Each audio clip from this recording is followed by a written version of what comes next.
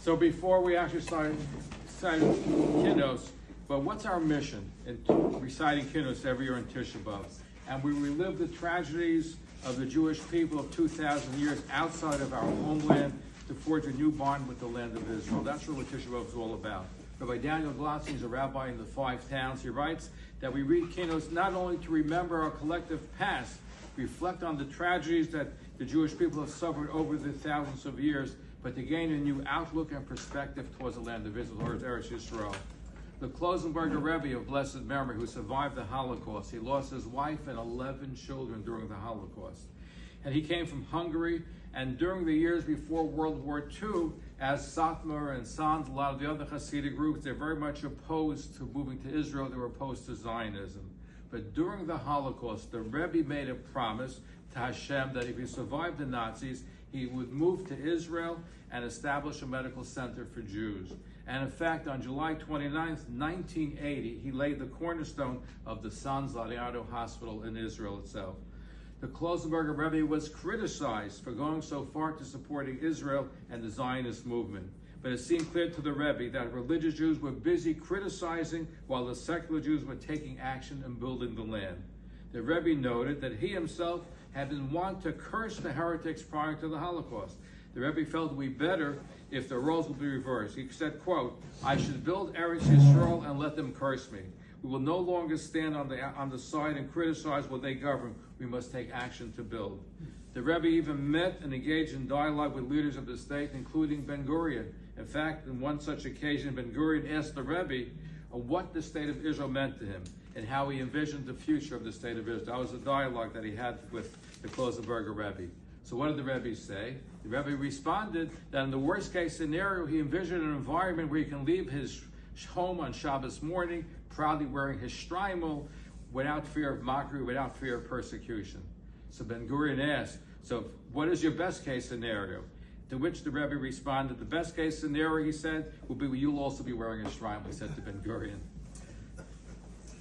The Rebbe often say that Yoshua ben Nun conquered Eretz Yisrael, and one of the things that he had to conquer was Melech Cheshbon. We just read about Melech Cheshbon. What does Cheshbon mean? Cheshbon means calculations. If you want to move to Israel, you got to get rid of all the calculations. I have my family here, I got my business here, I got my whole community here. How can I move to Israel? It's difficult. How do you make a small fortune in Israel come with a big one? These are all calculations that we make. He said, in order to move to Israel, but Yeshua first conquered the Melech Cheshbon, and we ourselves have to also conquer the Melech Cheshbon, all the Cheshbonis of why we should not move to Israel. We have to have unbridled love for Eretz Yisrael. Love conquers all.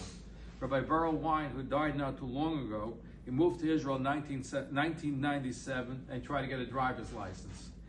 Now, most Americans fail the first time they take the test in Israel. But Rabbi Beryl Wine actually passed the test on the first time around. And the instructor gave him a compliment. He said, you're a very good driver. So he said to him, that's what Rabbi Beryl Wine said, what prompted you to say that I'm such a good driver? What made you prompt to say that I passed the first time when most Americans don't pass the test the first time? He says, Rabbi, what impressed me is that you pulled out of your space, you first looked in the rearview mirror to make sure there was no oncoming traffic. No one here does that, he said. So Rabbi Wine noted, this is a metaphor. He said that we as Jews fail to look in the rearview mirror of Jewish history. We only focus on what's ahead of us and don't pay enough attention to past events, what happened in the prior years. Only by understanding where we come from and what we collectively endured in the past can we hope to understand what our role in today's world is and what we need to be doing. And that is the vital role of Tisha Bav and the critical value of Kinnos. There are times, such as the month of Adar and one's birthday, that are designated for good Mazel. We have good Mazel. There are other times, such as the month of Av, or the origin of one's parents, that are not so good times. There are times when things seem to be everything going your way. No matter what we do, things seem going very, very well. And there are other times nothing seems to work no matter how hard you try. So the Dvar Torah writes that bad things happen to the Jewish people during the month of Av, but only for 9 days, only a very short amount of time. It's only 9 days of Av where it's such an inauspicious time for the Jewish people. After Tisha Bav, he writes, things turn around for us. So what can we do to turn things around? The Chassam Sofer refers to Pasuk Tehillim. The Tehillim that says, Hasam gavulech shalom chelav chil yasmiyacha. If this is who makes your border peaceful, then with the cream of wheat he satiates you, referring to God. So David HaMelech, who wrote the Tehillim, is describing somebody who insists on doing things the right way, but not if it will cause machlokas, not if it will cause division. If following his way, even though he's right, causes fights or arguments, he is not willing to insist on his option. Hasam Kavulach Shalom, those that make peace, the board of the dictates, this is a great merit which they can increase their parnasa. The attribute of shalom, avoiding a fight, is a powerful zechus, merit that can alter somebody's mazel for the better. If you want to have better mazel, you have to increase shalom. So by employing shalom, we can change the mazel of the 9 days in Tisha Bav into days that bring happiness and joyous mazel to all of us and all of Klal Yisrael. A lesson we desperately need in today's day and age. We're busy fighting one another. We have so many divisions. In fact, Hamas saw that we were fighting with each other. That's why one of the reasons why they chose the time period of October 7th to attack the Jewish people. They figured if the Jews are fighting each other, it's a good time to attack the Jewish people. And this is something which we have to get rid of our divisions.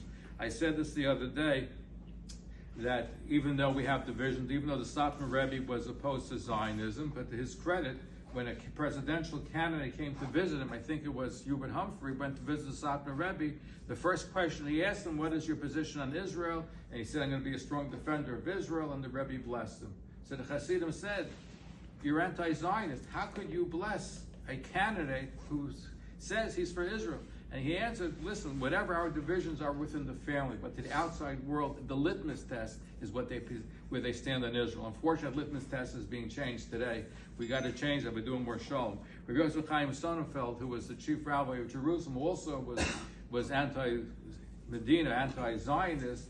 But what happened was that the British, who were anti-Zionist, approached him and they said to him, listen, we're on the same team. You're anti-Zionist, I'm anti-Zionist. We're anti-Zionist. Let's work together. So he said, listen, I'm anti-Zionist because I believe those that are proponent and pushing Zionism are not Jewish enough. You're anti-Zionist because they're too Jewish. So therefore we can never be on the same page. So here's the lesson and the challenge that we have. We're going to do kinos, we'll do some selected interpretations, is when we read the kinos, we have to develop the love of Eretz Yisrael. In fact, the end of the kinos, we have kinos talking about Israel, talking about the land. And that's the purpose, is because on Tisha Bav, we separated ourselves. We didn't want to go to Israel. We cried over it. So we're crying today, but we should be crying because we want to go to Israel, not because we want to stay away from Israel. We're going to start with kinos on page 152 in the Art Scroll, in the H&M Kinos, page 15. It's Shavu Suru, and this kinos describes the events that happened during the destruction of the first base of Mikdash as the population went into exile from Yerushalayim to Bavel.